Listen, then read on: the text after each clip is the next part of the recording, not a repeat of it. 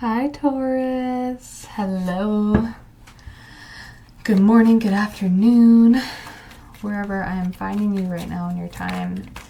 This is the July forecast for Taurus. Let's get into it.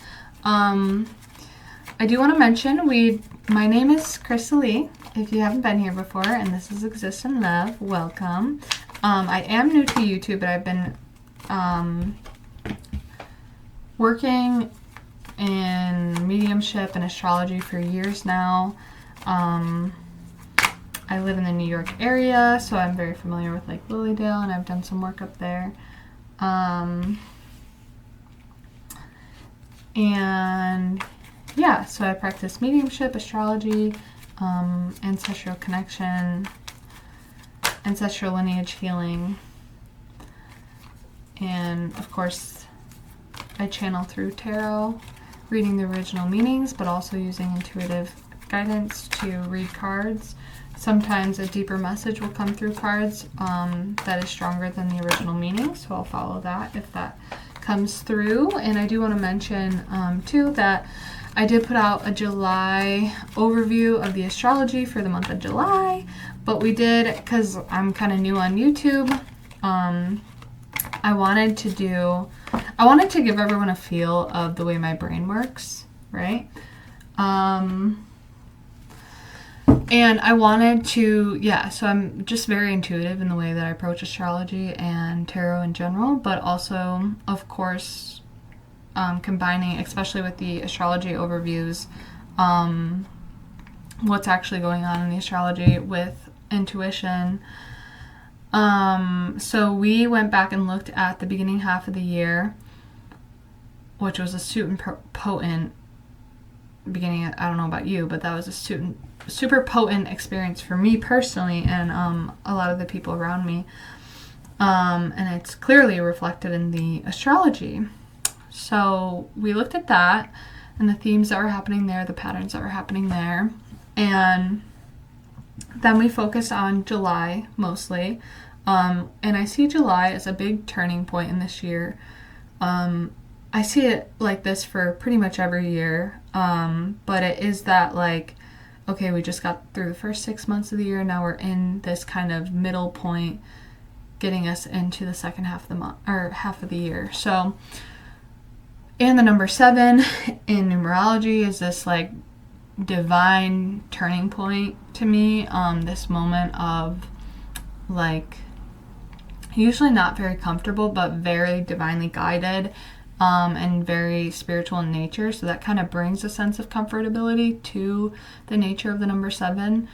Though I feel like it can bring kind of like the number 5, like uncomfortable change, that is necessary, but in a very divinely guided way when it comes to the number 7.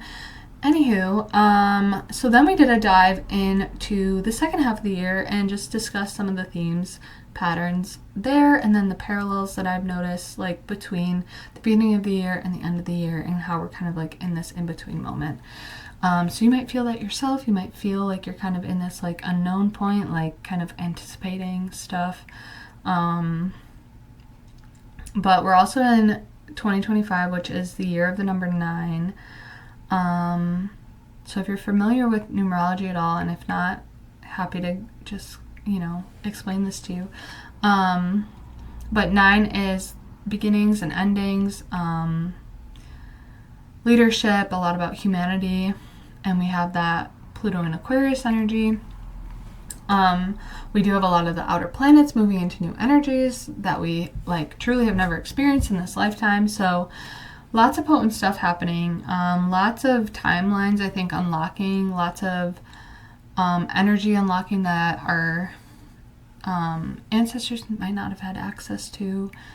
So walking a path of gratitude for being able to feel things, to be able to empower oneself, and to move beyond limitations that our ancestors might not have had the opportunity to step into. So very potent stuff happening. If you have any interest, feel free to look at that video. It's really powerful. But overall, I think the first half of the year, a lot of us may have been faced with a lot of things that needed to get cleared up. A lot of things that weren't in alignment with us. That we maybe... Am I shaking the table when I do that? I am. I need to not do that. A lot of things that we just needed to mull over, needed to get clear. It wasn't very clear. We needed to sit with and just kind of sit in. And now we're starting to get more clear about our true selves and what's in alignment with us and where we want to go collectively.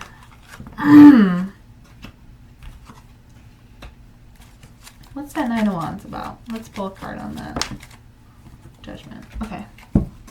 All right. So the way I read, just to give you a little, I don't know that I'll say this in every video that I ever do, but you'll start to get to know me if you stick around. But in the past, I like to do past, present, and future. And if I ever do a different spread, I'll let you know. But we did 3 across for past, 3 across for present, 3 across for future, and it ends up kind of becoming one cohesive storyline, where we can kind of tune into this timeline together.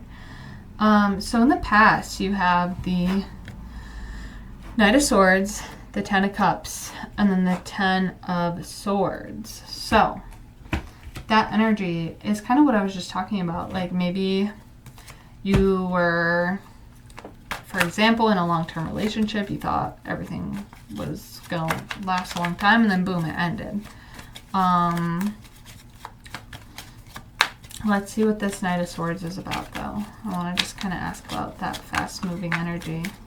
Maybe you moved quickly into a long-term situation, like long ago in the past, and it ended abruptly. Maybe something about your foundation cracking, and not necessarily those too many cards. Not necessarily in a, like, I mean, it's probably earth-shattering because it feels like it's, yeah, 3 of Swords. Not what you expected. 3 of Swords is tough. That could be third-party situations.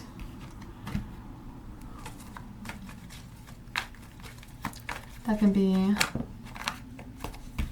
yeah. One more card, please, on this top part of the reading. What is this 10 of Swords about? Yeah. Okay. Yeah, the moon on the bottom. So you could be getting some clarity around this situation. Sorry, I just have my little astrology journal over here. We had that full moon on July 10th. We also have the Neptune retrograde happening, which is when Neptune goes into retrograde, it kind of loses its power, meaning that we start to gain a deeper sense of clarity. So that could really break through any illusions you might be stuck in around connections, relationships, or even your relationship to self. But we have that full moon in Capricorn on the 10th, and then we also have Juno going direct in Scorpio. A fixed sign, so you could be feeling that extra. I think I'm gonna sneeze. Okay, maybe not. So yeah, I think in the first half of the year, you could have been dealing with a karmatic relationship that could have lasted a really long time, or maybe it was like just a quick season, because this came, like, this energy is what we're starting with, Knight of Swords. So maybe you got into something really quick, again, either recently or long ago, and it felt like you thought it was this 10 of Cups energy, but then it ended abruptly and you weren't expecting it. And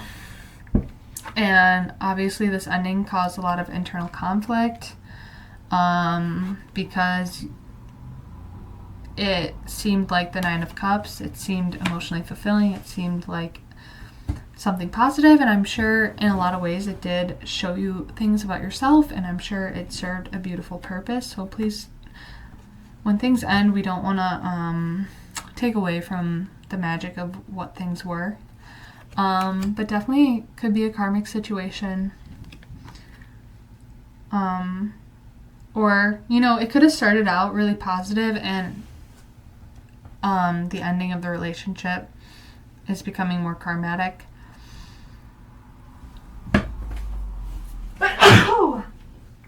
Bless me. Anywho. Okay.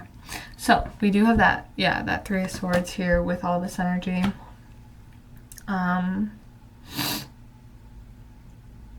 So that's really hard. I'm sorry you're going through that. But nonetheless, we have this Eight of Wands, the Hierophant, and the Chariot card. So I think whatever situation you just went through with this karmatic relationship, or I definitely think it was a karmatic relationship, but I think it helped you to get really, really clear. Like, the worst is over. Let's say that first with that Ten of Swords. The worst is over. So sending you a lot of healing light around that card, because that can be really tough emotionally. My allergies are acting up. Sorry about that too. But yeah, with that Hierophant, I feel like you're learning a ton about relationships, about how to communicate with that Eight of Wands in the middle. And I think you're starting to learn, like, how to communicate to yourself too about what it is that you truly want. And I think all in all, this situation served a really positive purpose, even if it was through a negative experience, of helping you move in a better direction, and helping you decipher what it is you want out of your relationships, and what it is that you value, and what it is that I don't know why the word respect is coming up. What it is that you respect. I think respect in a relationship is really important, and maybe you didn't have this in the dynamic, in the previous dynamic. Like, maybe this person really didn't understand your worth and value in a way that you deserve. And if that's the case, I'm really sending you a lot of love around that. But also go you for recognizing that, even if you're only recognizing that right now as I say it. It's really important to recognize and to honor that respect is really important. And I've had plenty of relationships in my life that were super out of balance because they simply just, like, didn't have enough respect or reverence for my presence in their life or for my energy. And when that's the case, you kind of have to make the choice to walk away sometimes. So Taurus, you're moving through a lot right now. But I think right now you're in a good spot. I think the worst is over and you're starting to feel more clear, and it feels like you're kind of stepping into the unknown with confidence and clarity about what it is you want. So you might be feeling like able to kind of trust in this. Okay, I want to say surrender, because I feel like this is a sense of surrender, but I do want to also note that I feel like that isn't really, like, I wouldn't say that's a supernatural thing for an earth sign to surrender, but I think because you have this, like, really strong foundation about who you are and what you want, that earthly energy is creating, like, stability for you, because you, like, have a clear sense of, like, where you're going from an internal standpoint. And I think that's what's really setting you free and allowing you to kind of surrender into the unknown, which makes sense to me. Like, an earth sign kind of needing that inner stability first, to be able to trust in that surrender, where I'm a Pisces, and, you know, me, I just kind of had to jump and see where it took me. And throughout my process, that surrender and trust deepened. And that stability came with the I know you don't really know what I'm talking about, but I'm pretty much talking about my process of starting my YouTube channel. So yeah, you could see that showing up for you in a way that's supportive to you and your sign and your personality. So I love that. And we also have, in the future energy, the Three of Pentacles, the Two of Cups, and the Four of Wands. Wow, I don't think I really looked at that, because that is a beautiful, look at that combination. Come on, are you kidding me? Three of Pentacles, Two of Cups, oh, and Four of Wands. Girl. Okay, I tell everyone, I call a lot of people girl. Men, women, that's pretty much it. Theys, actually, when they want it. Yeah, I hope that doesn't offend anyone. When I say girl, I'm talking universal. I'm like, girl. Because, like, boy doesn't really just, like, it doesn't really have the same ring to it. Anywho. Man, woman, they, them. You're all accepted here, and I love you all. So, anywho. Moving into some beautiful energy there with that Three of Pentacles, Two of Cups, and Four of Wands. It feels like you just went from, like, inner conflict, illusions, dealing with people who don't see your value, maybe some third-party situations, karmatic situations, but it got you so freaking clear on what it is you truly want that you are ready to go. And you are, your energy and the energy that you're walking through life with is manifesting this new beginning. Keep doing whatever you're doing. That's all I have to say to Tauruses. Keep freaking doing whatever you're doing. Now, if you do, because you do have this Nine of Wands come up with all this positive energy, and I think that's normal. You know, there's always going to be duality, and I think when we have some, like, really powerful things come into our lives, we could get scared a little bit. You might be a little scared. That's okay. That's okay. You can be a little scared. But to clarify the Nine of Wands, I pulled this Judgment card, and I just really feel like the universe is awakening you, and that might be scary, and that's okay. But it's gonna be so good. It's gonna be so good. So let's continue into your reading. I want to dive deeper into this union that's coming in. I want to see exactly what this is about. If this is just talking about a relationship, you're also working with people, so I'm wondering if you're gonna meet someone at work, or you know, I don't always recommend doing that. I've been there, done that, but you could be just really coming into alignment in many aspects in your life. So let's dive deeper into that.